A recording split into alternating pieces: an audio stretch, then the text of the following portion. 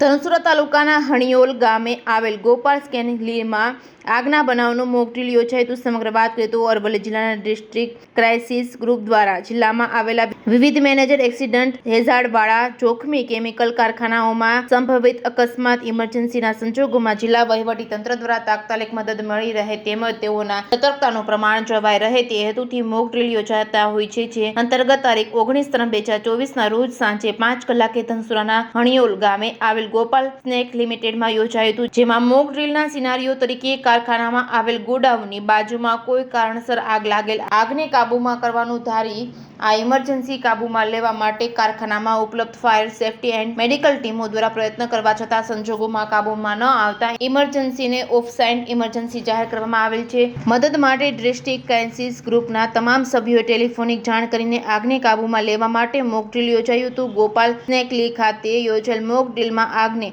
કાબૂમાં લેવા ઘટનાસ્થળે જિલ્લા વહીવટી તંત્ર અને ડિસ્ટ્રિક્ટ ક્રાઇસિસના ગ્રુપના સભ્યો, અધિકારીઓ, વિવિધ એજન્સીઓ તેમજ ફાયર બ્રિગેડની ટીમ, એમ્બ્યુલન્સ અને મેડિકલ ટીમ, પોલીસ વિભાગની ટીમ દ્વારા સફળ કામગીરી કરવામાં આવી હતી. JKS ન્યૂઝ ગુજરાતી સાથે મયુર પોકાર, માલપુર.